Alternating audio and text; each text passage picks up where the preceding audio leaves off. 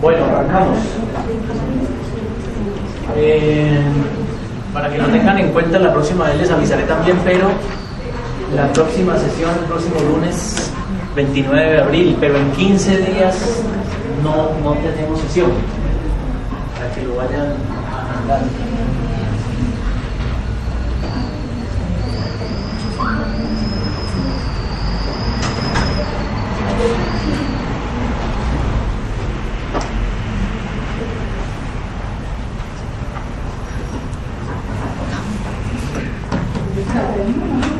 Bueno, no sé si en la sesión de comentarios sobre la película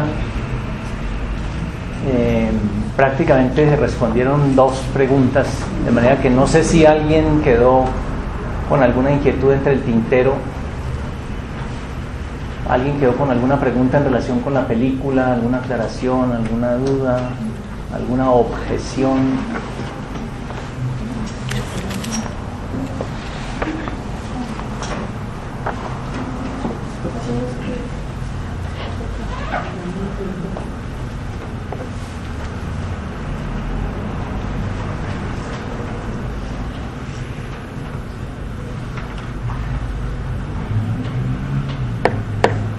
¿Se van a animar o no?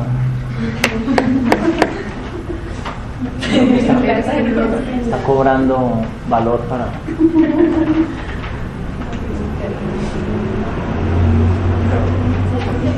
¿Sí? ¿Les quedó alguna inquietud? Acuérdense que aquí nos podemos dar el lujo de decir lo que queramos, no hay evaluación, de manera que... Es como más bien como una pregunta que me he hecho, porque estuve buscando si el caso Cecil existe como tal en los historiales de Freud y encuentro que hay un caso Cecil, pero no coincide coincide en el tomo 24, pero que como que son fragmentos que Freud, no sé, trae de un caso suyo, pero que hace comentarios con ocasión de otros asuntos. Sí. O sea, no está como historial. Está armado como con varios casos. Sí, es la idea que tengo, ¿cierto? Sí, se quiso hacer un caso paradigmático para poder echar mano de la transferencia, del error de Breuer con la transferencia, para dar lugar al tema del paso de la hipnosis a la asociación libre. Sí, es un caso que recoge varios para poder hablar de muchas cosas. Pero es muy verosímil, digamos, al modo de trabajo de Freud. Claro. Está muy bien armadito en ese sentido. Incluso el intento de suicidio me parece que es más relacionado con el de la joven homosexual, menos que con los casos esos de histeria de finales del siglo XIX. Sí, no es exactamente un caso, es un collage de casos para poder tener una buena excusa. Bueno, pero así procede la literatura, ¿no? Lacan se refiere a la literatura, a los personajes de la literatura en ese sentido, porque en una época, incluso muy animados por la manera como procedió Freud, teníamos esa entrada al arte por la vía de, digámoslo en pocas palabras, como del diagnóstico del personaje, como si el personaje fuera una persona y en consecuencia lo pudiéramos diagnosticar. Entonces Lacan dice que no, que el secreto del artista no está en asignarle a una persona las propiedades que se corresponden con una estructura como la neurosis, como vimos por ejemplo en el caso de la película La histeria. No. Por ejemplo, cuando hace una extensa lectura de el Hamlet de Shakespeare durante el seminario 6, dice que unas veces Hamlet es histérico, otras veces es neurótico, obsesivo, otras veces parece psicótico. ¿Por qué? Porque la sabiduría del artista está en la de pintar esos avatares de lo humano, porque lo que tiene ante sí no es una persona, es un personaje, es una construcción de palabras. Entonces podríamos también pensar en Cecil como una construcción de la persona que hace la película, ¿cierto? Y que dice de muchas cosas. Pero como no es una persona, entonces no hay necesidad de preguntarse, por ejemplo, por la consistencia clínica del cuadro, ¿cierto? Podríamos decir, pero ¿cómo así que hace esto si es un histérico? ¿Cómo así que hace esto si es un psicótico? No, es que se trata de un personaje, no de una persona. Entonces Lacan decía, si tuviéramos al personaje para acostarlo en un diván y que hablara, pues valdría la pena diagnosticarlo, pero de resto no. Si está hecho de palabras y lo único que yo puedo obtener de él es lo que yo reconstruyo a partir de la lectura, no lo puedo diagnosticar. No es un paciente. O sea que Cecil de la película no es un paciente. Entonces, ¿qué nos puedes decir de Schreber? ¿De quién? De Schreber. La diferencia con Schreber es que Schreber es alguien que hace su propia autobiografía, que tiene una función muy clara en su enfermedad. Digamos, el presidente Schreber es un paranoico que en ejercicio de elaborar su propia angustia, digámoslo así, construye un referente que haga la suplencia de aquello que le falta para poder ser consistente, ¿sí? Digamos que un psicótico, al que llamamos un loco, es aquel al que se le ha descompuesto la maquinaria del lenguaje. Se le rompió, como dicen los cubanos, está roto el lenguaje. No hay manera de reponerlo ya. Pero resulta que el lenguaje está estructurado, está metido en la carne de un sujeto de una manera que no puede ser natural. Por lo tanto, no es que el psicótico sea distinto en ese sentido al que no es psicótico. Entre la materia del lenguaje y la carne no hay correspondencia, no hay ninguna correspondencia. Por lo tanto, que esas dos cosas hagan algo cuando las combinamos es toda una contingencia. No siempre resulta de mezclar esas dos cosas un buen producto. Entonces digamos el neurótico es aquel que se engancha con ese lenguaje, engancha ese lenguaje en su propia carne de una manera distinta al psicótico. Esa manera como se engancha el neurótico implica que cuando del lado del lenguaje se lo tironea con fuerza, con violencia, el sujeto de todas maneras siente el cimbronazo, pero sigue teniendo ese vínculo con ese lenguaje que le permite responder desde el lenguaje. Entonces el sujeto, no sé, pierde un ser amado, lo sorprende, porque así uno sepa que la persona se va a morir, que se va a morir en media hora, se muere a los 25 minutos y eso es una sorpresa, ¿o no? O sea, eso siempre lo coge a uno de sorpresa, no tiene ni no media hora, pues el momento en que se muere es una sorpresa. Entonces a uno lo coge de sorpresa eso, lo cimbronea. Y entonces, ¿qué hago yo con eso? ¿Cómo tramito ese acontecimiento? Me sirvo de esas estructuras del lenguaje, porque estoy agarrado a ellas. Si se es un neurótico, quiere decir que los jalonazos que se le dan al sujeto de todas maneras le permiten seguir atado a ese lenguaje para responder. Eso no quiere decir responder bien, ni consistentemente, ni nada, no, responder. Por ejemplo, alguien se muere, entonces la persona empieza a pensar que es poco en la vida, que, por ejemplo, debía haberle dicho que lo quería, ahora que está muerto ya no tengo la oportunidad, yo soy un desgraciado. No, pero mira que no es tu culpa. No, pero es que yo... Dele. Fíjense que hay un trabajo de elaboración que pasa por muchos estadios, por muchas facetas. Y al final el sujeto vuelve y le da color a la vida, vuelve y se enamora, vuelve y... Algunos siguen atados a eso por otros procedimientos. Por ejemplo, hay señoras que se les muere el marido y guardan desde entonces, guardan luto. Bueno, eso ya no existe, es que ya no hay señoras ahora. Pero las señoras eran así, había señoras que guardaban luto de ahí en adelante y cuidadito con ir a pensar que se van a enamorar de otro, etcétera, lo que quieran. Pero digamos hay esa elaboración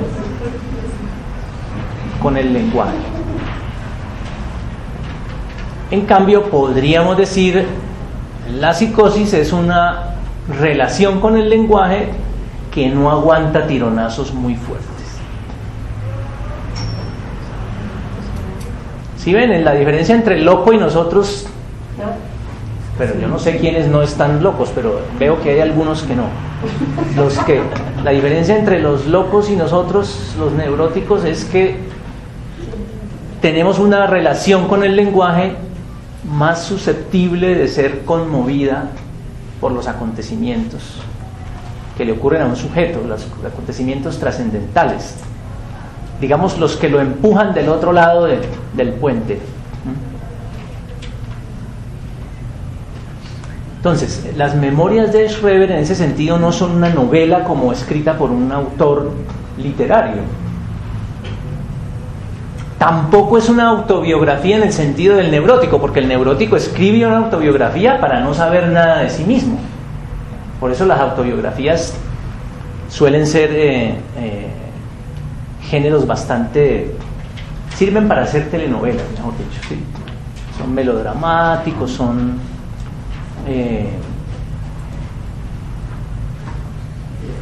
de alguna manera como que le restituyen al sujeto cierto valor que se teme habérsele quitado o que se perdería en el tiempo, etcétera.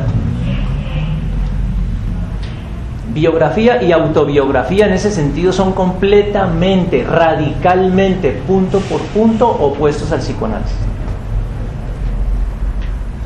Psicoanálisis no tiene nada, pero nada que ver con la autobiografía, porque la autobiografía se hace para no saber nada. Entonces el paranoico que está escribiendo, en el caso de Schreber concretamente, que está escribiendo memorias de un enfermo nervioso, esa es al menos una de las traducciones del libro, el paranoico que está escribiendo eso está tratando de poner en ese lugar donde el lenguaje fue tironeado y sufrió un desgarramiento, está tratando de hacer ahí un amarre en ese punto para que quede otra vez como si estuviera amarrado.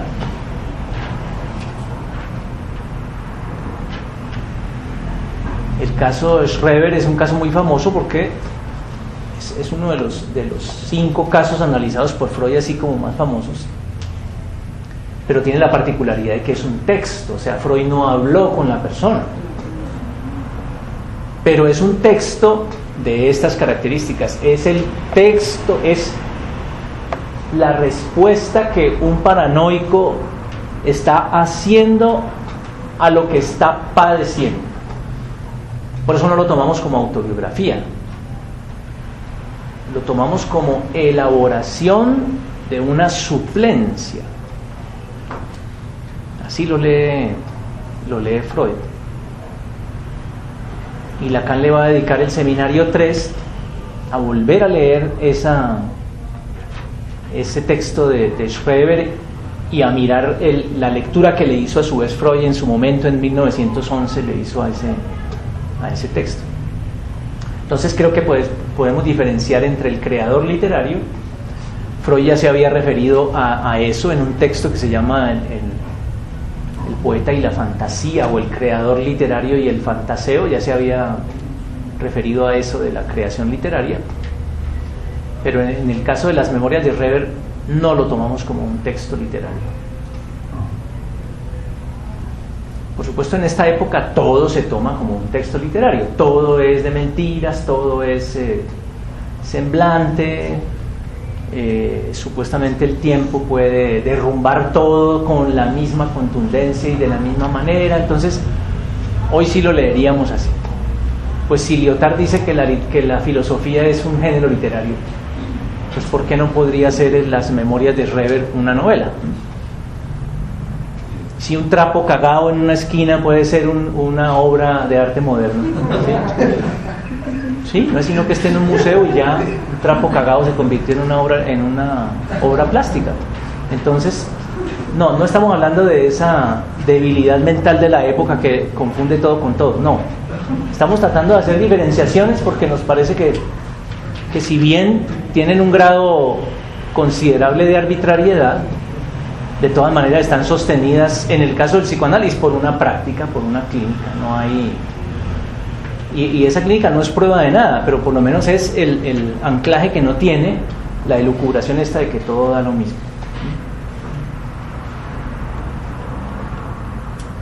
Entonces, volviendo a las dos preguntas, la película es una obra plástica que construye un caso que puede estar hecho a la manera de un collage, porque no es una persona, no es la filmación de un caso, es una construcción para dar lugar a poder decir muchas cosas. O sea, Cecile es un Frankenstein en realidad, ¿sí? En cambio, estamos diciendo, así lee Lacan a Hamlet y dice, a veces es esto, a veces es aquello. ¿Por qué? Porque no necesita que tenga consistencia, pero la sensibilidad de Shakespeare permite detectar características de lo humano en todas esas modalidades. Hasta ahí vamos bien. Entonces la pregunta de Gloria es muy oportuna. Y el caso de Schreber, entonces habría que decir, no es legible como no lo leemos en el psicoanálisis como una obra literaria, sino como un intento de restituirle al lenguaje una función de asidero para tratar de tramitar esos golpes de la vida que generalmente intentamos hacerlo por el lenguaje.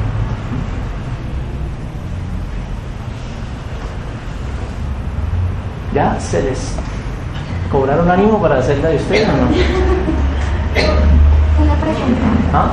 Una pregunta y es en relación con la interpretación. O sea, una persona llega con palabras, relatos, recuerdos, cosas. El otro se pilla problemas en esa cadena que no es racional, que no hay elaboración. O sea, está pendiente no del relato, no de la narrativa, sino de los baches que tiene esa narrativa, ¿sí? Entiendo la asociación libre, la que hace el paciente. O sea, él habla de lo que él quiere hablar, pero el otro encuentra cosas que él le retorna al paciente, ¿sí? No en el argumento, en la deducción analítica, sino le retorna como para que el otro mire a ver qué hace con eso, ¿sí? O sea, Riquet decía, la relación analítica suscita una selección entre los hechos susceptibles de ser tomados por la teoría. Entonces, vamos a aplicarle eso a lo que estás diciendo. El analizante dice una frase, ¿sí? Riquet dice selección. O sea que del enunciado del analizante tenemos varias cosas. Tenemos que es un encadenamiento de elementos significantes. Significante quiere decir unidades que permiten producir sentido, no más. Eso es un encadenamiento de unidades capaces de producir sentido. ¿Por qué el analista le pide al analizante que hable en una condición específica? Por ejemplo, ¿por qué no le dice, explíqueme la razón por la cual usted padece lo que padece? ¿Por qué en lugar de decirle eso le dice, Asociación libre, lo que está diciendo Ludálic. Este enunciado que ha producido el analizante lo hace bajo una condición: asociación libre.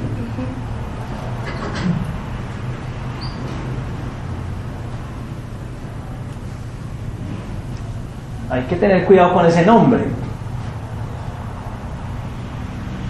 porque cuando a uno le dicen diga lo que quiera, uno más bien tiende a quedarse callado.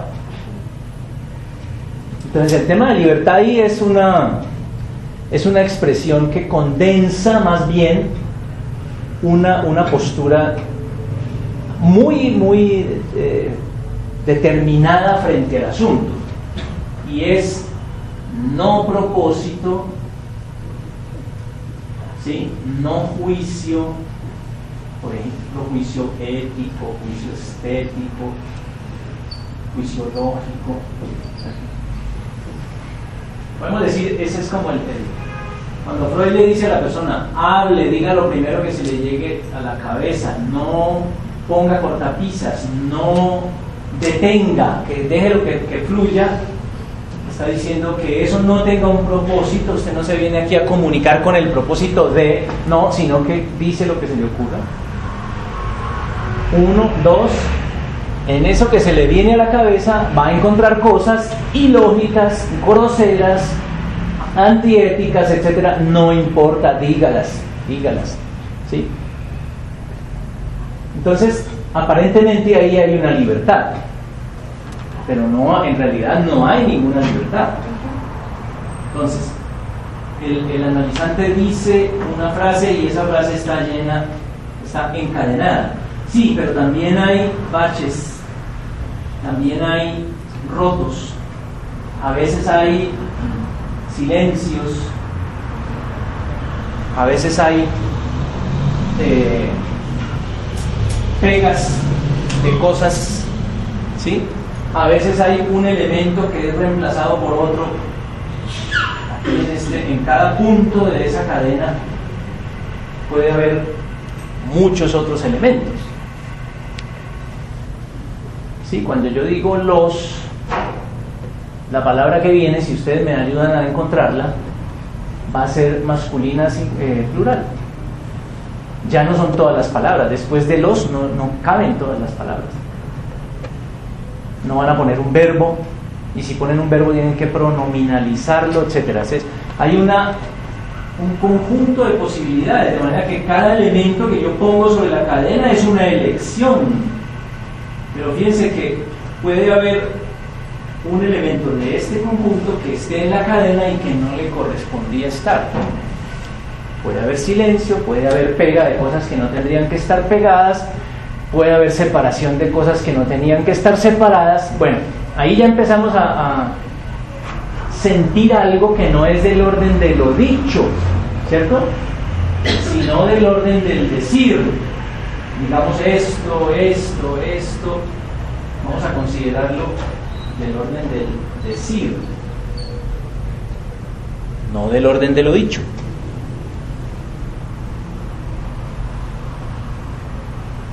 Cuando uno está obrando con el lenguaje en la cotidianidad, lo hace justamente desde esos puntos que Freud le está diciendo al paciente que no haga. Uno habla con un propósito, eso le enseñan todos los días a uno en la escuela. Plantee bien sus objetivos, que los objetivos sean claros, que el objetivo general sea distinto de los objetivos específicos. Fíjense que siempre le están diciendo a uno, tenga los propósitos claros, puro lenguaje de administración de empresas.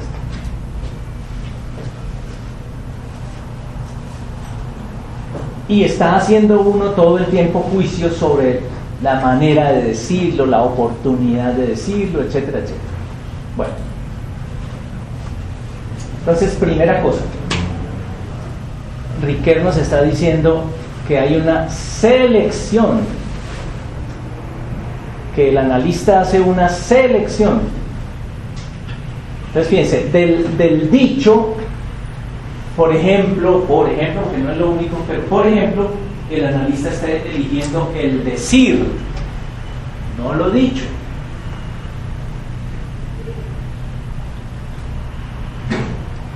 porque está pensando que esta cadena de elementos capaces de producir significación está relacionada con otro mundo, digámosle así de la manera más simplista del mundo, con los afectos.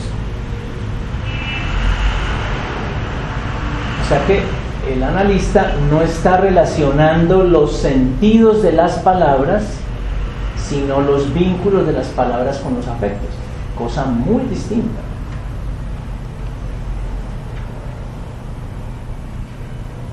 De manera que este decir no apunta tanto al significado como al afecto. No tiene que ver con el significado, tiene que ver con el afecto.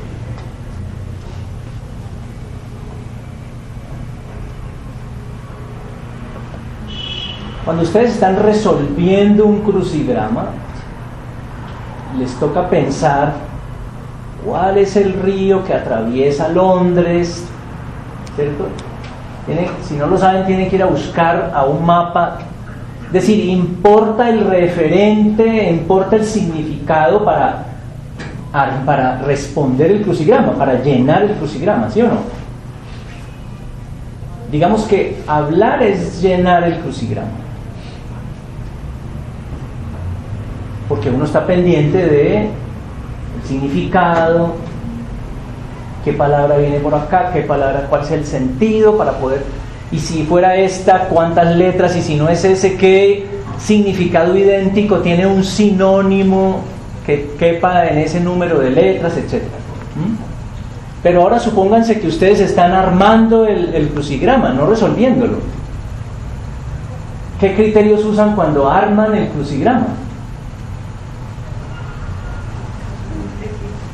¿Les importa el sentido cuando arman un crucigrama?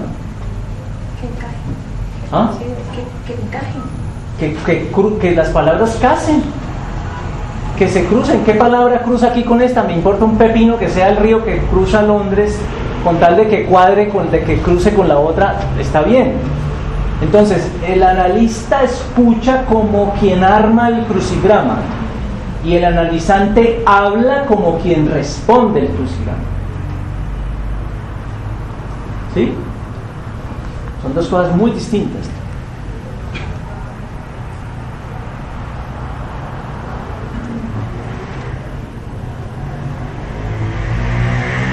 Al analista le importa lo que dice. Al analizante le importa cómo está dicho. Otra cosa muy distinta. ¿Qué vínculo tiene con el afecto? Por eso Riquet nos dice un recorte. Porque es que si alguien dice esto y yo lo estoy escuchando desde la perspectiva del padre que oye a un hijo, no me interesa que se recorte, que se interrumpa, que pegue cosas. No, yo trato de entender lo que me está diciendo, me importa el sentido.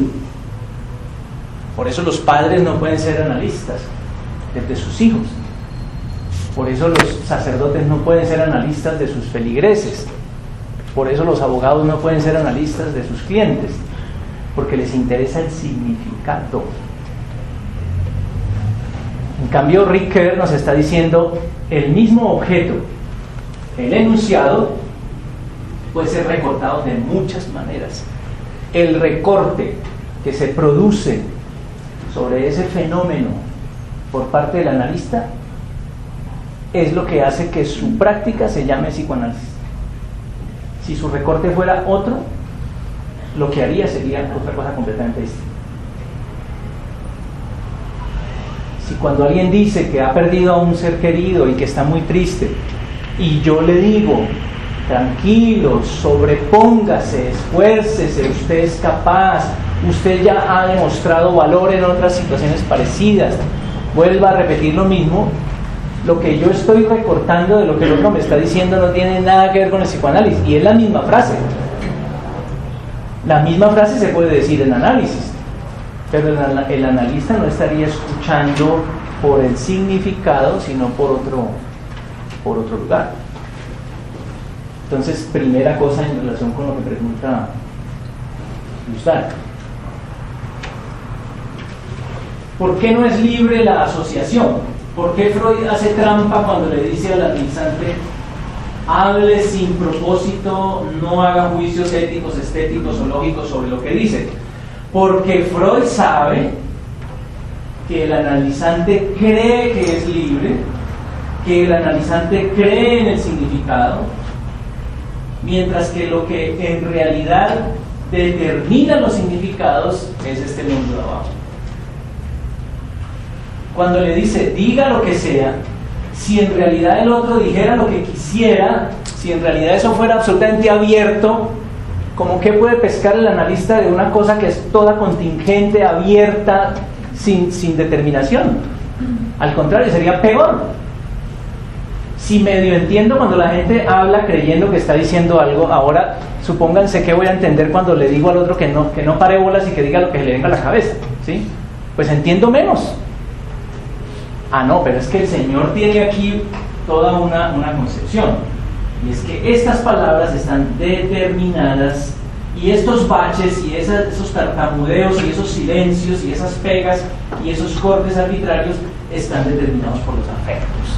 Entonces, fíjense, cuando hablo con propósito, cuando hablo con juicio ético, estético, lógico, estos puntos tienden a estar más gobernados por mí. Cuando empiezo a hablar sin propósito, empiezo a trastabillar. Cuando hablo de lo que sé, trastabillo menos. Cuando le cuento al otro que fui a la tienda a comprar un litro de leche, ¿por qué tendría que equivocarme mucho o tanto como para que el otro diga, oye, ¿qué te pasa? No, pues es elemental. Pero cuando le dicen, diga lo que se le venga a la cabeza, empiezan a aparecer cosas que no tendrían que estar ahí. Y el sujeto empieza a sentir que no es lo que dice, ¿sí? Digamos que el sujeto cree que es lo que dice.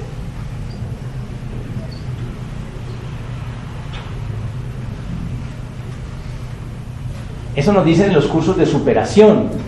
Y por eso hay que aprender a hablar bien, para dar una buena imagen al otro. ¿Bien? Bueno, no, eso lo decían en los cursos de superación, ahora lo dicen en las maestrías. Ahora en los colegios enseñan Pablo Coelho y en las maestrías hablan de esas cosas. Bueno. Mientras el sujeto cree que es lo que dice, ¿sí? Freud cree que el sujeto es dicho por estos afectos. Y entonces cuando el sujeto cree que es lo que dice, controla lo que dice. Cuando se le dice, no controles lo que vas a decir, es más posible que estos afectos empiecen a aparecer de manera más perceptible en esa superficie del enunciado, como dudas, como risas, como llantos, ¿sí? A veces ustedes le dicen a alguien, diga lo que le dé la gana, y se pone a chillar. En situación analítica, por supuesto, no lo ensayen ustedes ahí. No traten de hacer esto en casa, por favor. Ustedes, en análisis, la gente llega muy tranquila, saluda, sonriente, se sienta en el diván y se echa a llorar, por ejemplo, sucede eso. O sea, ya está... Ya sabe de qué se trata. Se trata de que, puesto ahí en esa condición, toca dar rienda suelta. Claro que no es muy fácil dar rienda suelta, porque aquello que me permite hacer un propósito, aplicar un juicio, es aquello que vigila que este discurso sea lo más consistente posible. Por eso la autobiografía es un género en el que uno vigila su consistencia. En cambio, en el análisis uno se vuelve inconsistente, uno se vuelve el producto de sus propios dichos, y no es uno lo que dice. No encuentra consistencia entre lo que dice y lo que uno es, más bien se va rompiendo ese vínculo. Por eso les decía que retomaba yo a Riquet, porque siendo de un campo distinto es capaz de entender eso. Una selección entre los hechos susceptibles de ser tomados en cierta perspectiva. Por lo tanto, a lo que se atiene el psicoanalista, fíjense, la naturaleza de su objeto es a los dichos que él provoca bajo la condición que está poniendo ahí.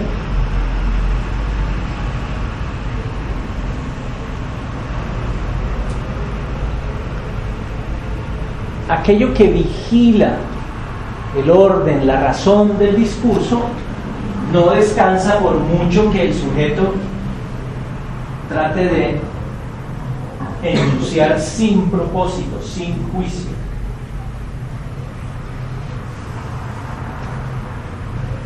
Si quieren, llamémosle a esa vigilancia, llamémosle defensa. Si quieren, llamémosle represión. Fíjense, tan interesante, no es como creyeron y siguen creyendo muchos, que la represión es lo que el papá le dice a uno que no haga. No tiene nada que ver con eso.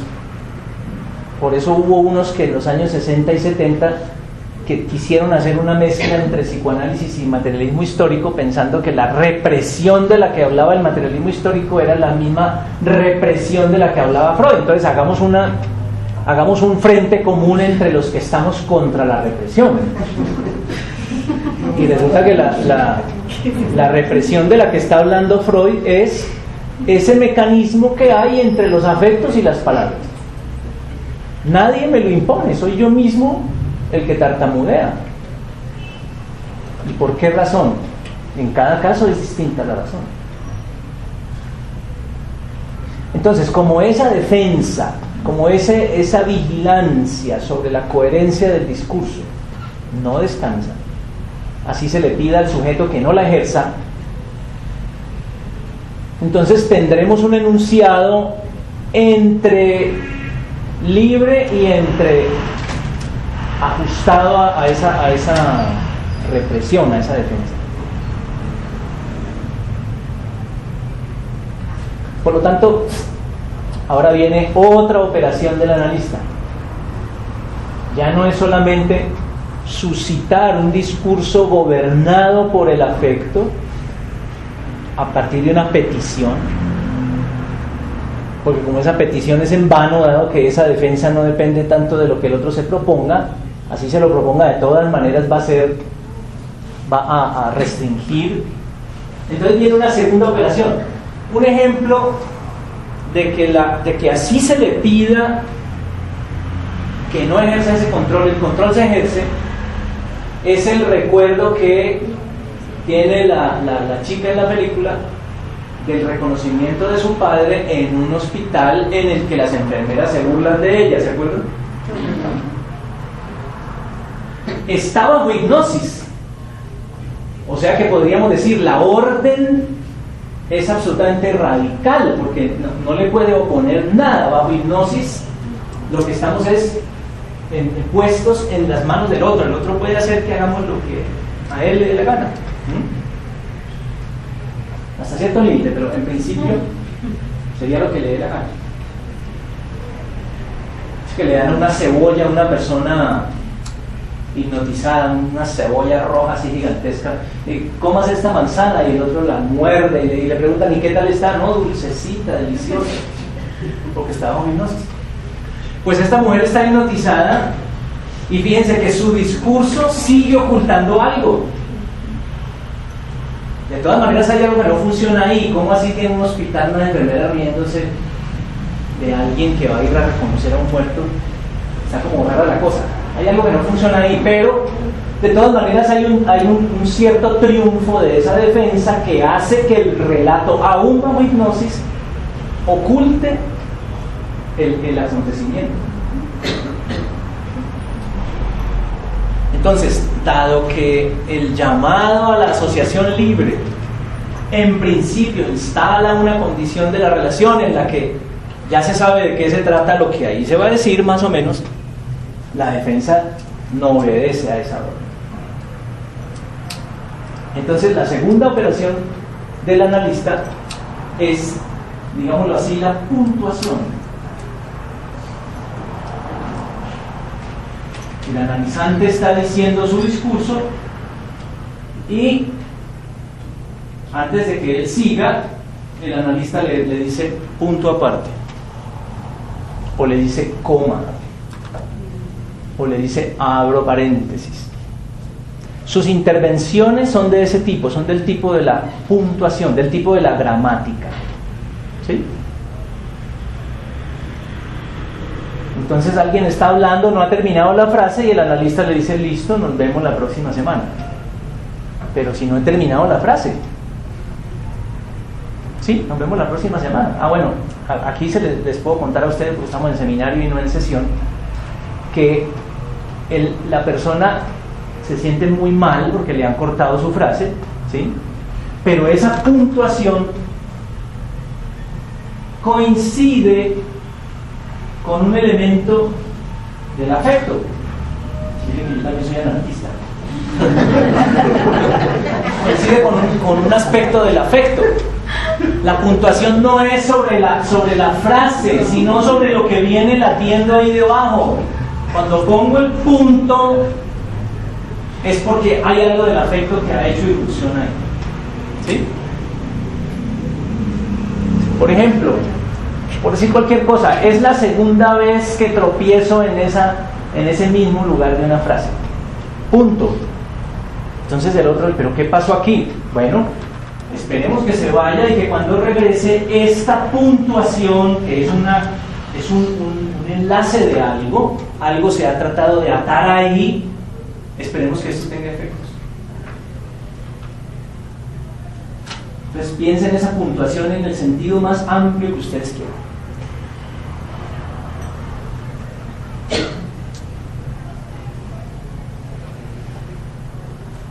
Puede ser que la persona esté hablando y que se le diga, vuelva a repetir lo que dijo, y que cuando llegue otra vez ahí se le diga, vuelva a repetir lo que dijo, ¿sí? Entonces al principio la persona piensa que el analista es bobo. En muchos casos no se equivoca, pero cuando ya va por la tercera, ¿sí? Dice, aquí está pasando algo. Y ese puede ser el momento en que se le dice, bueno, chao, nos vemos en la próxima sesión. ¿Cuál es el ciclo que queda atado en esa repetición?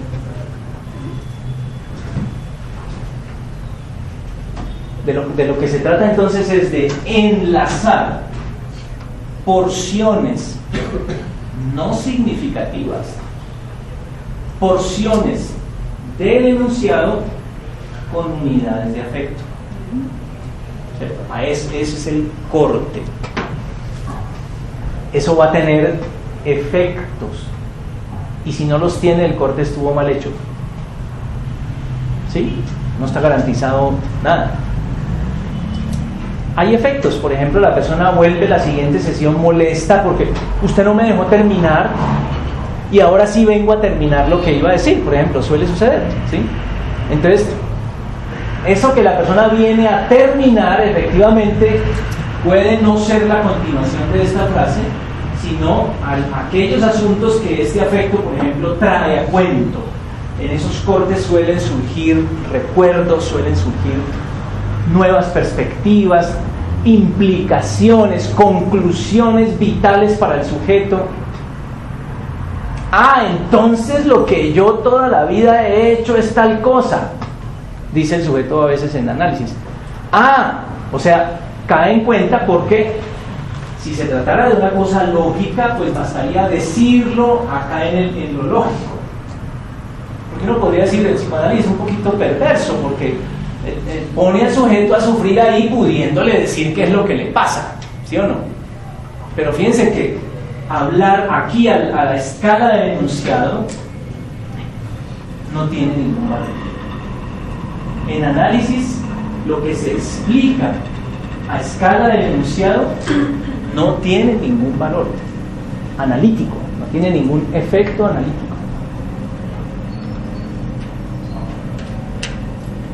A veces hay que decir de esas cosas en análisis, ¿sí?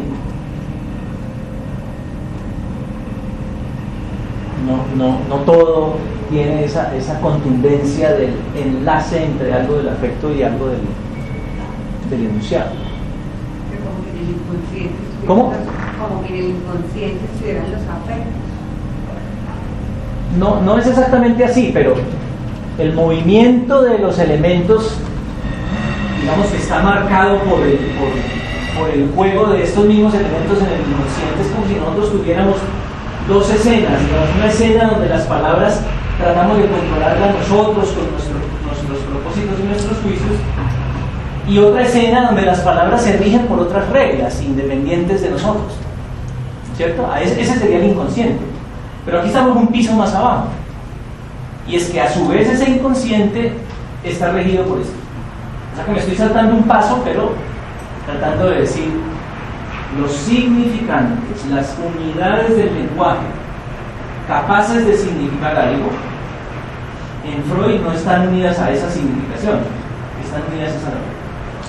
Entonces la operación del analista es pensándola desde el afecto, no desde la razón, no desde el propósito. No se le dice a un analizante hay que hacer tal cosa. ¿Qué lugar se ocupa en el otro para que un consejo tenga efecto? Imagínense, uno puede pensar que una sugerencia es válida por sí misma. Por eso todos somos autoritarios, aún los antiautoritarios son autoritarios, porque estornuda a alguien, inmediatamente le dicen aguapanela caliente con limón, ¿sí? O sea, el autoritario no es el que hace amenazar a la familia Mancuso para que Mancuso no confiese en Estados Unidos. Ese es autoritario, pero autoritario, ese es el de los grados sumos de autoritarismo, pero hay el otro autoritario, el de todos los días, que es el que le aconseja a uno tomar la aspirina con aguapanela caliente. ¿Cómo sé yo en qué lugar estoy frente al otro para que el otro oiga mi consejo?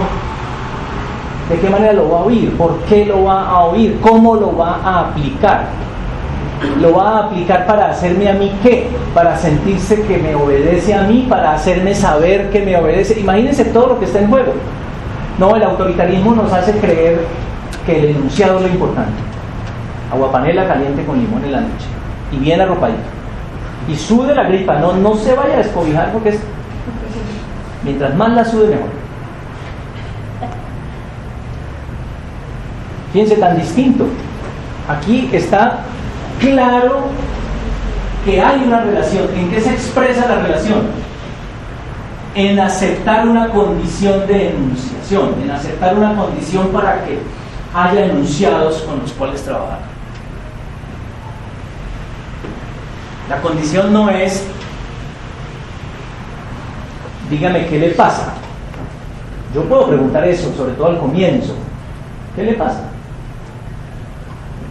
Pero no vamos a quedar ahí, no nos vamos a quedar en cuénteme qué le está pasando, cuénteme qué hizo hoy, cuénteme qué hizo ayer. No. Cuando el análisis se queda en eso, está patinando, no está haciendo absolutamente nada. Se crea una condición, Ricoeur lo tiene clarísimo. Hay un lazo específico en ese vínculo, no es cualquier vínculo. O sea, jugar a esto no lo hicieron sino los surrealistas. ¿Se acuerdan cómo le llamaban a esa? La escritura automática. Un poco la idea de la asociación libre, la escritura automática de los surrealistas. Pero ¿dónde más se habla así? ¿Dónde más se habla no importando que diga? No, el contexto del hablar en lo cotidiano siempre es el de importa lo que diga, dígalo bien dicho, dígalo con rigor, dígalo con coherencia, dígalo con objetivos claros, etc. Acá no, fíjense que es un lazo social que se produce efectivamente porque hay palabras y sin embargo el sentido de las palabras no es lo más importante. Lo más importante es que el vínculo, el soporte de las palabras está atado al afecto. Entonces, Freud le dice asociación libre cuando él sabe que no es libre, porque el afecto está atando estos fragmentos, estos pedazos de enunciados. De manera que él lo que quiere con decirle asociación libre es debilitar la resistencia, hacerse un propósito, tratar de ser ético, estético, lógico, no restringe las apariciones de ese afecto en el discurso. O sea, el discurso siempre es discontinuo, siempre está marcado por el afecto, siempre. Freud está buscando que esa discontinuidad sea más visible y que sea visible para el paciente, porque es la única manera que él, en esas escansiones, en esos cortes, en esos paquetes que atan significantes y afectos, él vaya haciendo su propia construcción. ¿Sí ven? No es un enlazamiento, un enlace racional de conceptos. No, es una historia de vínculos entre afectos y conjuntos de palabras, fragmentos que van constituyendo para él un procedimiento específico.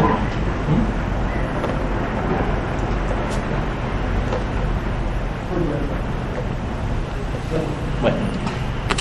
Y la canal y todos tenemos nuestra propia sintaxis. Sí, en el sentido de que la sintaxis es el ordenamiento de ese enunciado. Cada uno tiene una manera de ordenar ese enunciado. Dicho de mejor manera sería de desordenar ese enunciado. Cada cual tiene su manera de que en el enunciado aparezca algo más de lo que se dice.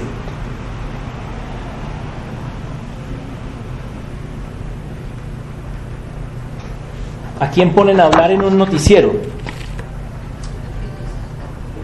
No en un noticiero regional, en un noticiero nacional. Difícilmente uno le puede escuchar un acento muy marcado a alguien en un noticiero nacional. No van a poner a un costeño, recosteño a dar las noticias en el noticiero para todo el país. ¿Por qué? Porque hay algo que no es del orden de la gramática de la lengua, que sin embargo aparece ahí, ¿cierto? El tema del acento. Y las palabras que él se come, y los sonidos que se come, y los modismos, y todo eso no son comprensibles por todos, ¿sí?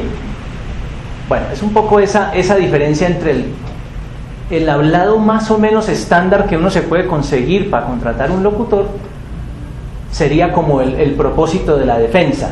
La defensa querría hablar en lengua estándar, o sea, con gramática estándar, ¿sí? Y el afecto no deja que uno hable con gramática estándar. El afecto deteriora esa gramática al punto que uno habla con una gramática propia, sí, con una agramática propia.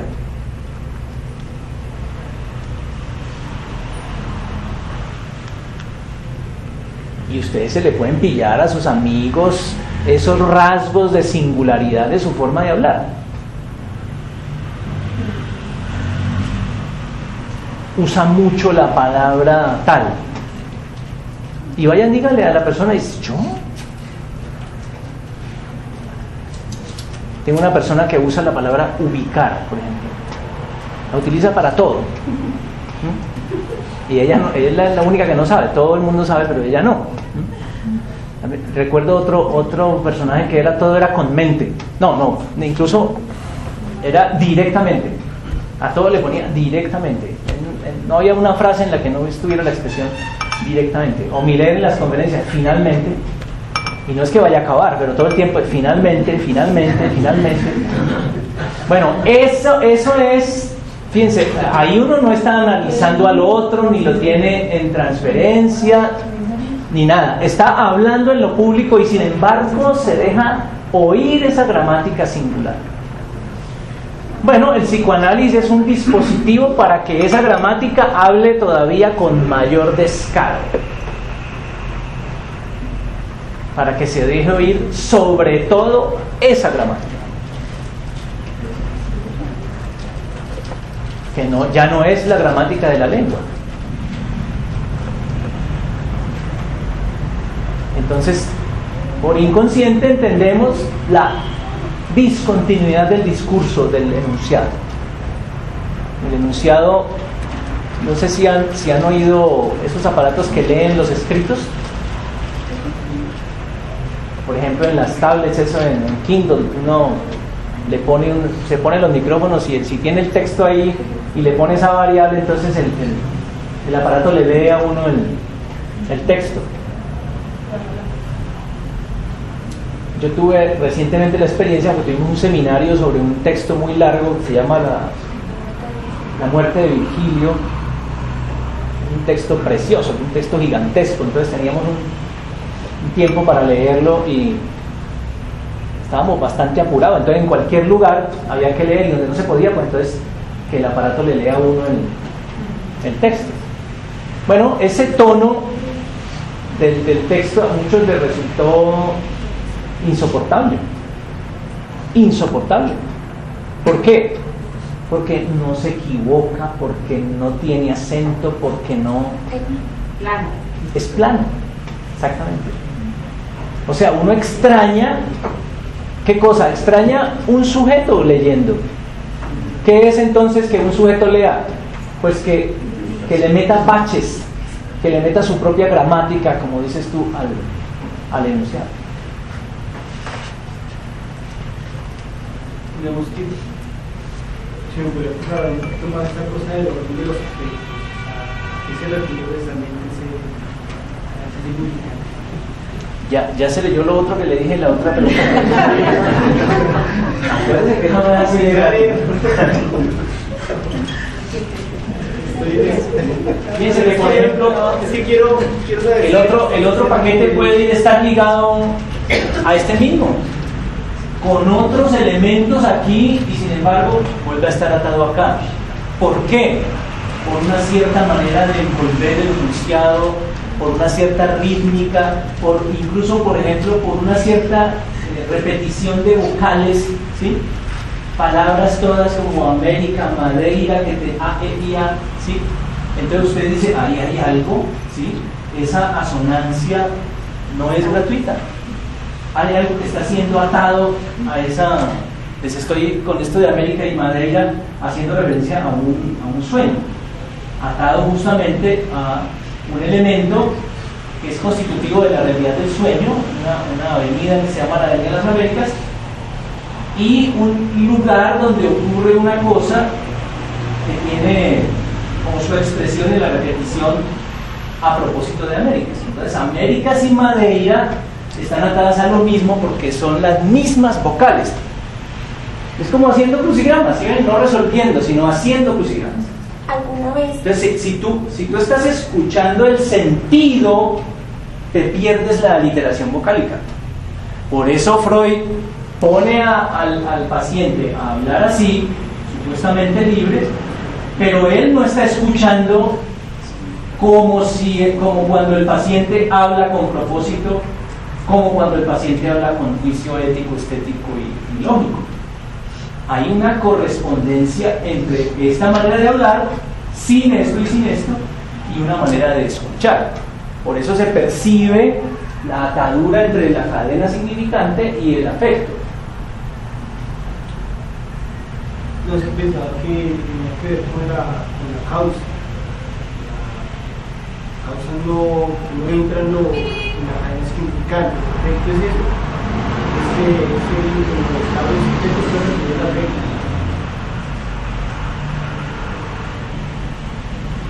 Vamos a decir, aquí está lo simbólico, lo que tiene que ver con el lenguaje, ¿cierto? Y aquí está lo pulsional, lo que tiene que ver con el cuerpo, lo que Lacan llamó el registro de lo real. Lo real es la causa.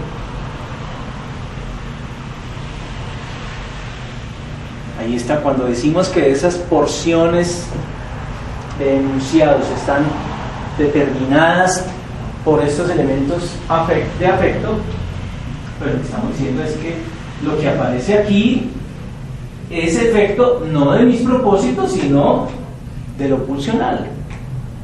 O sea que la causa es pulsional, no racional. Sí. Entonces, ¿por qué si mi malestar está en lo real, ¿cierto? Y no logro meterlo en el lenguaje, porque solo existe en el lenguaje? O sea, ¿por qué Lacan dice eso? Porque solo es un efecto en el lenguaje. Si el malestar deviene de la causa, no puedo meter en el lenguaje. El malestar no viene de la causa, el malestar viene de que somos esto.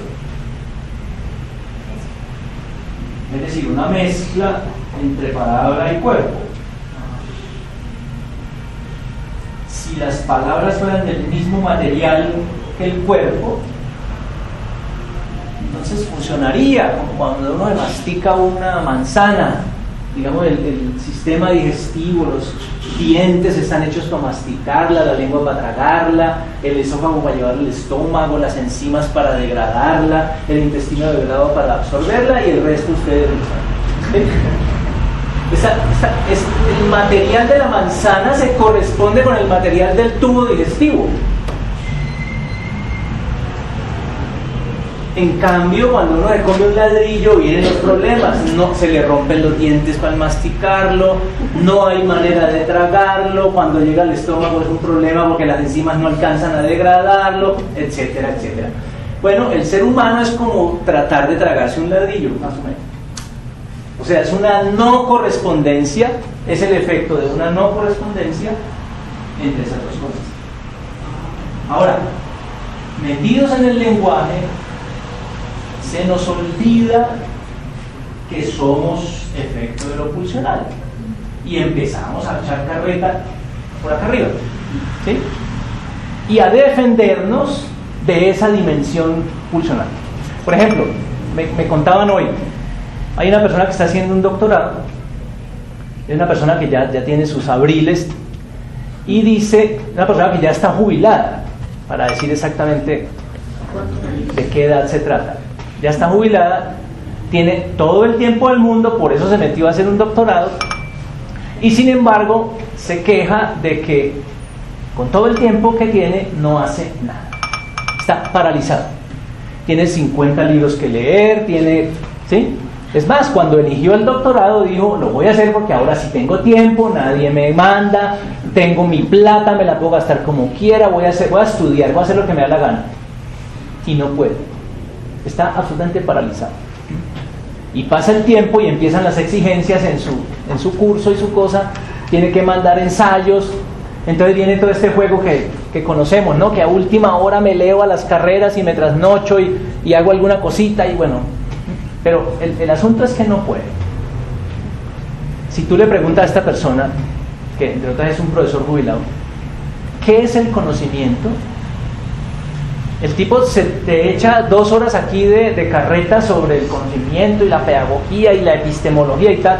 No te dice el conocimiento es un problema, ni de madre, yo mismo en este momento tengo las posibilidades y no soy capaz. Hay un impasse entre el conocimiento y yo. No te dice eso, te echa una carreta sobre epistemología. Freud decía, qué extraño. Vemos al niño con una cara así de satisfacción después de mamar, ¿sí?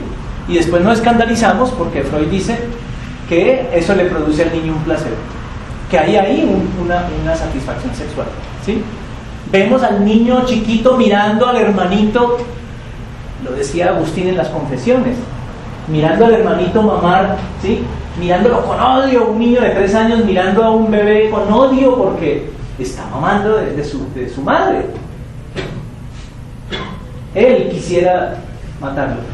Pero cuando se trata de hacer teoría sobre la infancia, entonces decimos, no, el niño viene como una tabula rasa del mundo y es bueno por naturaleza, pero acabo de ver que está mirando con odio al otro y no soy capaz de pasar eso a la teoría. ¿Sí ves? Entonces, nosotros echamos mano del lenguaje para decir que todo es lenguaje. O si no, lea hacia Foucault y verá, ¿sí? Echamos mano del lenguaje para decir que todo es lenguaje. El psicoanálisis echa mano del lenguaje para decir que el hecho de que el lenguaje no funcione bien y que el sujeto no funcione bien con el lenguaje es muestra de que hay otra cosa, de que hay una respuesta del cuerpo a esa agresión del lenguaje que se manifiesta, por ejemplo, en eso, en imposibilidad. No, impotencia, decíamos.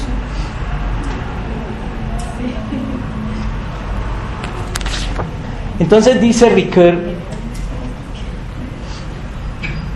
atenerse al lenguaje, no compromiso con la realidad ni con los actos. Imagínense el escándalo de esto frente a una teoría de la ciencia.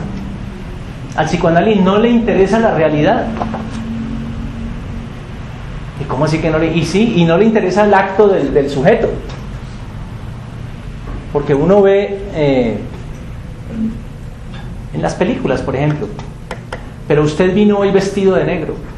¿Qué me quiere indicar? Que la vez pasada, cuando yo le hice una interpretación, le maté algo y entonces usted está con su vestido negro reconociendo el acerto de el logro de mi interpretación. Y usted se está moviendo hoy mucho. Usted está, ¿se acuerdan de una carterita que abría y metía el dedo en la carterita? La chica acostada en el diván y abría y cerraba la carterita y metía el dedito en la carterita. Entonces, el acto sexual ahí representado. Cuando Freud, por razones que no tenía muy claras al comienzo, se inventó el dispositivo del diván, entre otras lo que hizo fue anular el acto, anular toda posibilidad de que yo esté tratando de pasar las cosas por los movimientos. Cuando estoy frente al otro empiezo a mover las manos, incluso a tratar de tocar al otro, porque el otro me comprende más si yo lo toco así no lo toco. Imagínense, eso está hasta experimentado. Dejan un billete de 50 en un teléfono público. Entonces entra alguien a llamar y se encuentra el billete, lo coge. Tan pronto lo coge, llega alguien y dice: se me quedó un billete aquí en el teléfono. ¿Usted lo vio? Entonces el otro dice: no, yo no vi ningún billete. Listo. Miren, esto lo hacen así sistemáticamente, como suelen hacer estos bobos que investigan esas cosas. Entonces después hacen lo mismo, pero la persona toca a la otra y le dice: usted no, pero entonces la mano en el hombro, ¿usted no vio un billete? En el 80% de los casos es devuelto cuando es tocado uno. Entonces miren los valores que hay ahí jugando con otros signos, los signos kinéticos, los signos de la gestualidad, todo eso. Y cuando Freud acostó a los pacientes, lo que hizo fue eliminar por completo eso. ¿Qué está diciendo Freud? ¿Que no hay otros signos? No, está diciendo que todos los signos están supeditados a esto, al lenguaje.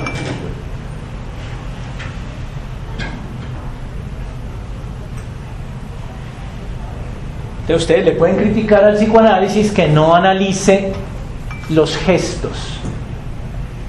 Y el psicoanálisis dirá: nos enredamos y nos metemos por la vía de los gestos. Hay que neutralizar al otro, y cuando está acostado entonces y además no está viendo a la persona, pues se limita a hablar. Y eso es lo que nos interesa, porque el sujeto es el efecto del cruce entre la palabra y el lenguaje. Todos los otros signos vienen por añadidura, en consecuencia no nos interesan. Entonces, a lo que dice Ricoeur, no nos interesa la realidad, nos interesa lo que el sujeto diga, que puede ser completamente distinto a la realidad. No nos interesa el acto, en el sentido que estamos diciendo, lo que el tipo hace ahí. Podríamos agregarle, si quieren, o puede ser una ampliación del segundo: no nos interesa ninguna otra semiótica que no sea la del lenguaje. Pero ¿cómo es posible que, si mi separación inicial es producto de haber ingresado en el lenguaje, como es posible que hablando logre darme cuenta de mi imposibilidad y pueda vivir con él? No me separaría cada vez más. O sea, ¿Quién dijo darse cuenta? Bueno, es consciente, no sé cómo expresarlo. No, es que dices eso porque, porque estás pensando en que estas canciones van en términos de la comprensión, del saber. Fíjate que no, esto no es una traducción de esto. Esto es lo que está intentando decirse acá. Pero en este tránsito entre el afecto y lo que digo de sentir esa determinación del afecto, en ese tránsito es a donde estoy enredado. Ahí es donde siento impotencia. Cuando se producen esas canciones que atan, ahí en el acto atan afecto y palabra, lo que se está produciendo no es comprensión. Lo que se está produciendo es explicitación de que ese vínculo existe.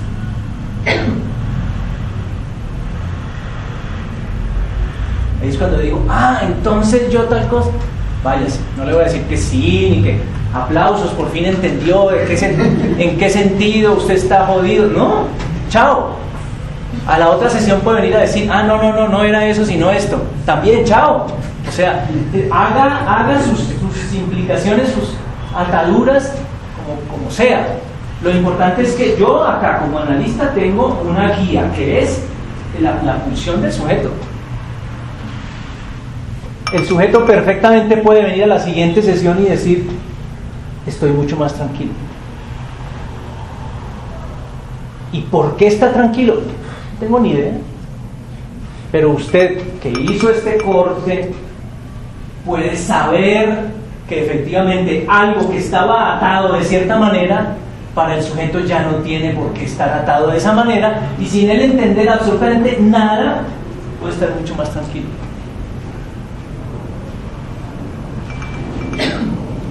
En el caso del análisis, del psicoanálisis lacaniano, al contrario de aprender cada vez más sobre mí,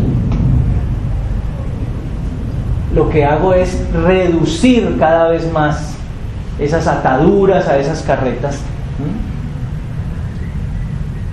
No se amplía la historia, no se amplía el saber. Al contrario, se reduce la dependencia que tengo de esas historias. Y el sujeto, por ejemplo, este es clásico, me voy a ir de mi casa, entendí que me tengo que ir de mi casa, pero ¿por qué? ¿Por qué se va a ir de su casa? Si allá tiene a su mamita, su papita. No, definitivamente ya entendí que ahí hay una cosa que no se puede tramitar estando pegado del otro. Y el sujeto arranca. ¿Y por qué? Vaya, ¿usted cree que el sujeto es capaz de explicar? No, acaba de decidir que se va a separar. Eso es todo.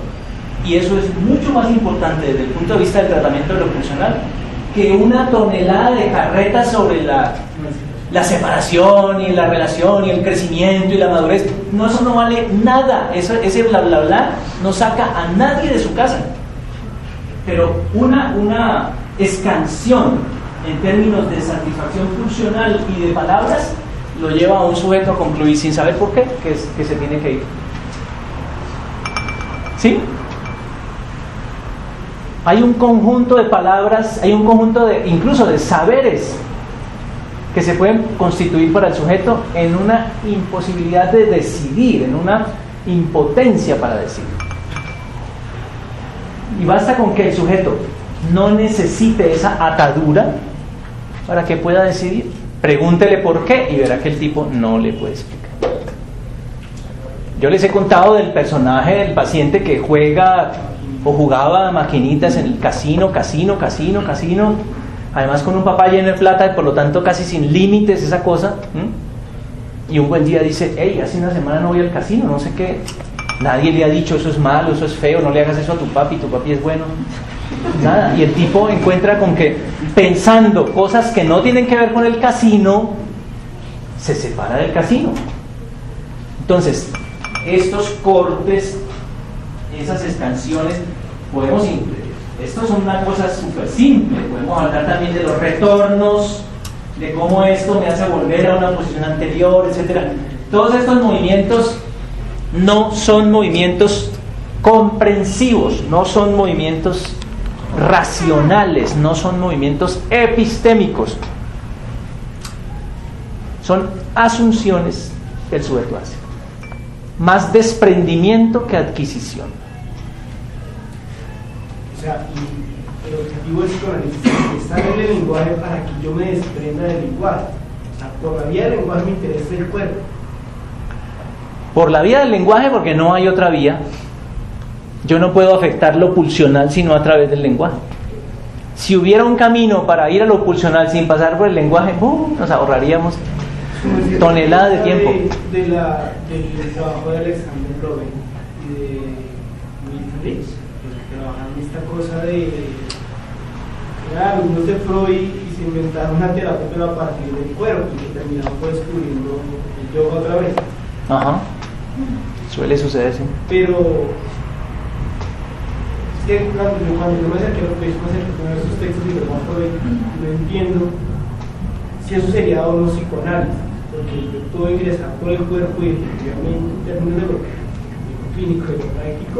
Sí, pero cuando estamos diciendo cuerpo ahí no estamos diciendo lo que yo puedo decir de mi cuerpo, no, lo que yo creo que es mi cuerpo. No refiero a un discurso, o sea, la hipótesis del tipo es: yo puedo afectar esto que me molesta en el lenguaje, no utilizando el lenguaje necesariamente, sino poniendo la respiración vocativa, a que equilibre, a que funcione la vocativa. O sea, y que eso funciona muy bien. Eso no es una posible vía de acceso. ¿Por qué priorizar el lenguaje? Compruebe que esa técnica funciona.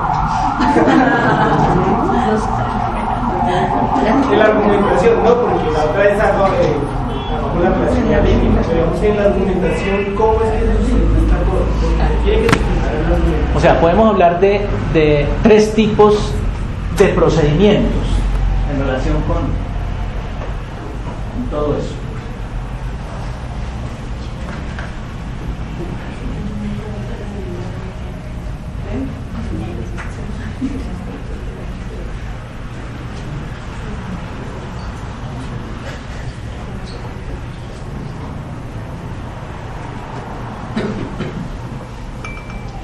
Un tratamiento que es el que nos da mamá, el que nos da el amigo, el que nos da a veces los médicos, los psicólogos, los filósofos. Tenemos psicología fenomenológica, por ejemplo, ¿sí? Los filósofos, que es por el lenguaje. El asunto es lenguaje y por lo tanto se trata de lenguaje. El tratamiento es lingüístico. Cura por la palabra, cura cognitiva. Es más, los epistemólogos podrían tener consultorios para curar gente por esa vía. Ahí tenemos cosas de filosofía, de psicología, de mamá y papá, etc.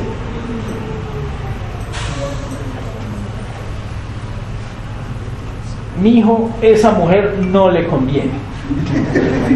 Esa es la fe en el lenguaje. Todo el asunto está en que a usted le falta un saber que yo sí tengo. Y muchas personas ofician de psicoanalista así, dándole al paciente el saber que le falta, la interpretación que le falta, la conexión que no puede hacer por sí mismo. O sea, esa tentación es muy fuerte. El asunto es lenguaje. O el asunto es cuerpo. Entonces aquí tenemos medicina. Aquí tenemos yoga, psiquiatría. Neuropsicología. ¿Ah? Psicología. Oye. ¿No? Neuropsicología.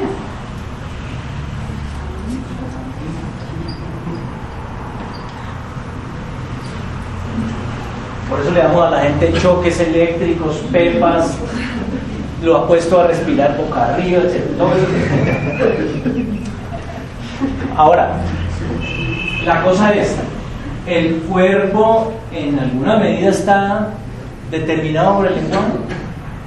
Si el cuerpo está formado de alguna manera por la relación con el lenguaje, esta perspectiva se viene abajo.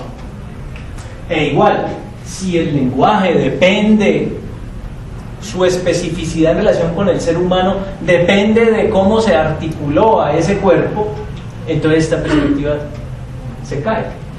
En el centro de esas dos cosas está el psicoanálisis, que dice más cuerpo, más lenguaje.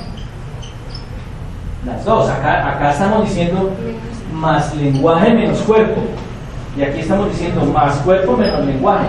No, hay una opción que es uno y otro.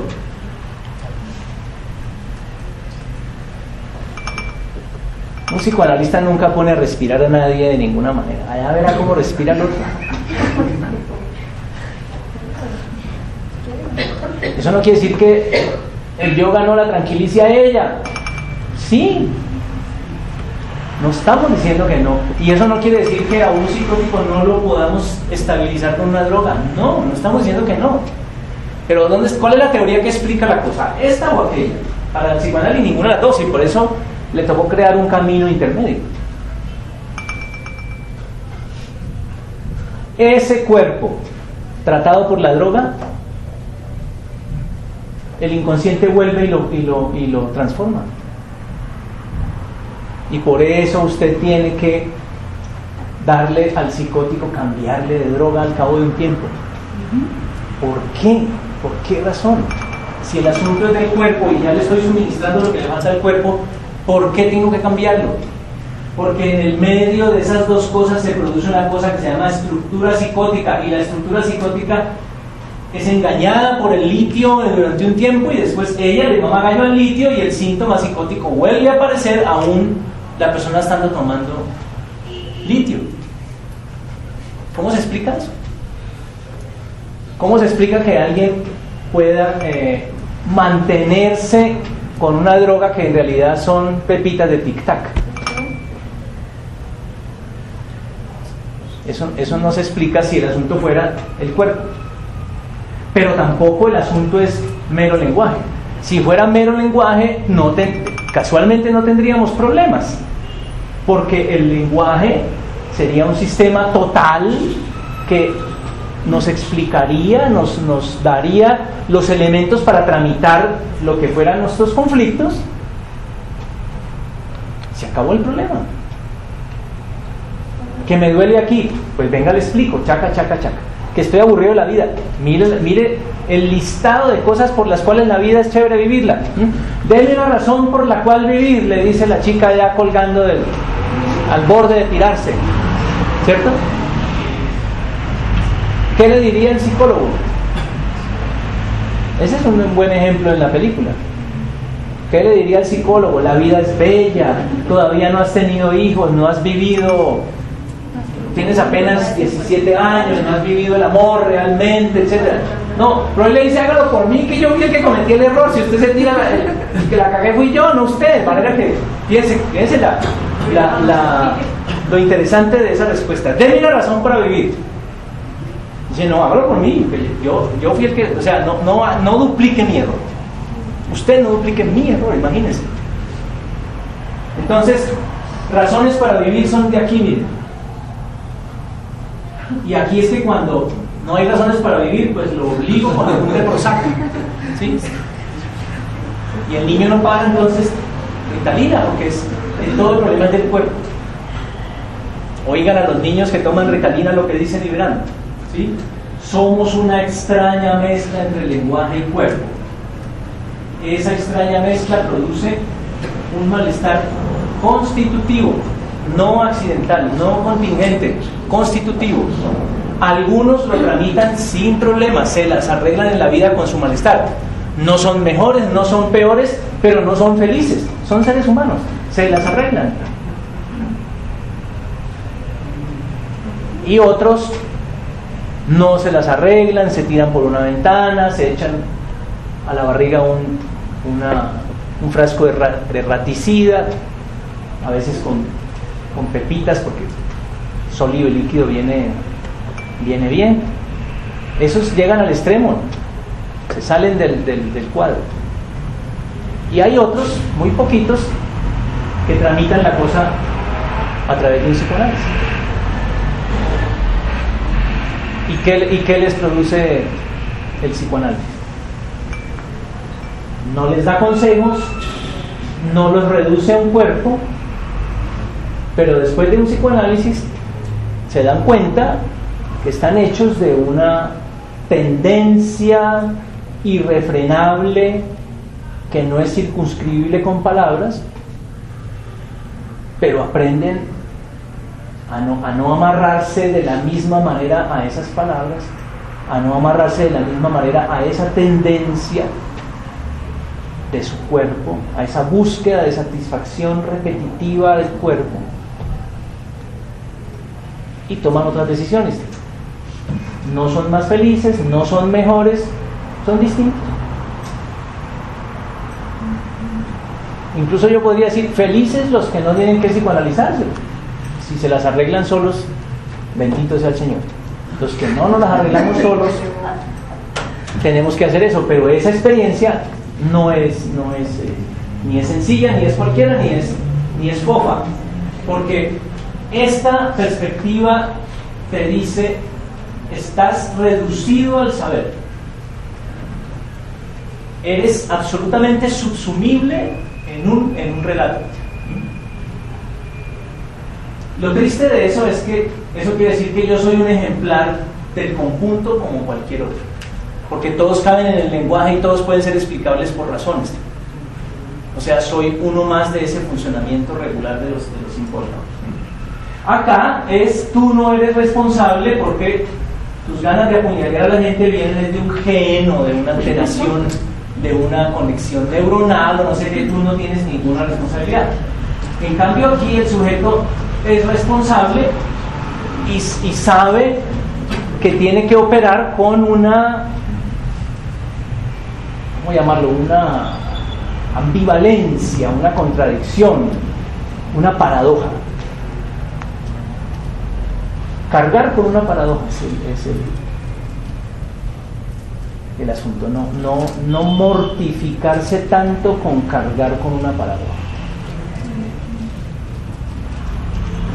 Los tres igualmente cargan con su paradoja, pero quien se deja, por ejemplo, seducir por la idea de usted no es más que un ejemplar de una especie hablante,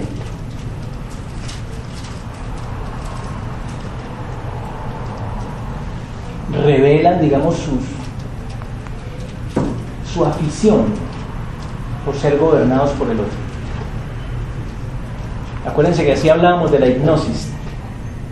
La hipnosis es una susceptibilidad a ser gobernado por el otro. Por eso Freud se desprendió de la hipnosis, porque dijo: estoy trabajando con un mecanismo que impone un poder que yo no quiero imponer. Por lo tanto, si el otro se pone a disposición mía por lo que me viene a pedir, y si acepta las condiciones de mi trabajo, se pone a disposición mía, pues yo uso ese poder momentáneamente para que él haga un trabajo, pero me tengo que quitar de esa posición. En cambio, el que ejerce un poder quiere seguirlo ejerciendo. Por lo tanto, quien está sometido a una manera de entender que queda subsumida exactamente en lo simbólico, pues lo que está revelando es que quiere ser gobernado por una razón. Y eso está bien. No de otra manera va uno a parar a una religión, a un partido, a una cosa de eso. Es el mismo mecanismo.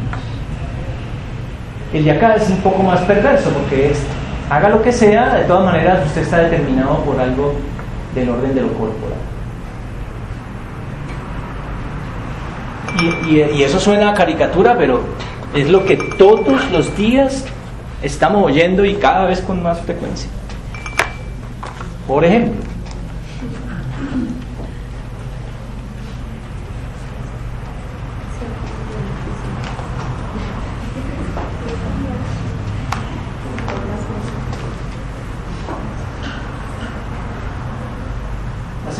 pasado una investigación reveló que está en lo cierto el que se pone feliz con solo pensar en una lata de cerveza, pues la simple anticipación de la bebida hace que el cerebro libere dopamina. Ya no es un asunto de ganas, ya no es un asunto de me gusta la cerveza, ya no es un asunto de deseo, ya no es un asunto de proclividad a cierta manera de satisfacción, no, dopamina, piensen.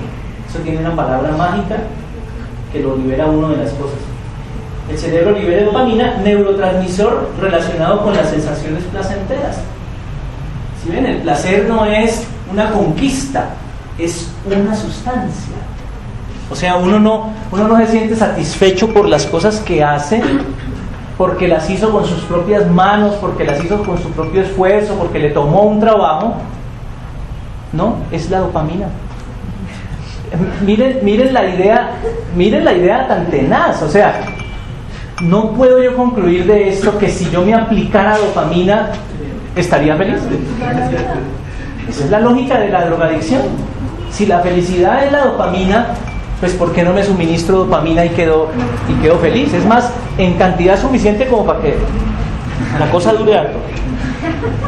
Así lo reveló un estudio de la escuela de medicina, no lo está diciendo un bobo, lo está diciendo la escuela de medicina de la Universidad de Indiana, Estados Unidos, para el cual escanearon el cerebro de 49 hombres mientras saboreaban 15 mililitros de cerveza. Fíjense, no pasa por la palabra, no pasa por hablar del deseo, porque somos un cuerpo escaneable. Estamos hablando de esta perspectiva. Luego compararon esas imágenes con las obtenidas. Ya no están comparando dichos de los sujetos sobre su experiencia, sino imágenes de escáner. Compararon esas imágenes con las obtenidas cuando los voluntarios tomaron bebidas energizantes, y se pudo evidenciar que las primeras produjeron un aumento considerable de la dopamina, especialmente en aquellos con antecedentes de alcoholismo en su familia. Mejor dicho, ni siquiera es una elección, es un tema atado a la herencia. Fíjense, ¿no? Suena caricatura, pero así se está hablando hoy en día. O sea, no hay placer, hay dopamina. Y aquí, tranquilamente, Foucault dice, el placer es una palabra, eso son prácticas que se denominan de cierta manera en cierta cultura y eso cambia y tal. Aquí, ¿qué decimos? Aquí el sujeto da testimonio de su relación con el objeto. Lo busca porque en esa repetición de buscar el objeto algo se satisface. ¿Y por qué decimos cuerpo? Porque lo que se satisface no es del orden de lo que se dice, es del orden de lo que se experimenta. Pero es del orden de lo que se experimenta y que no es completamente susceptible de ser dicho. Ahí está la paradoja. Estamos hechos de lenguaje y de cuerpo, por lo tanto no hay isomorfismo. El asunto de la satisfacción en nosotros tiene que ver con el hecho de que hablamos, pero no es reductible al lenguaje.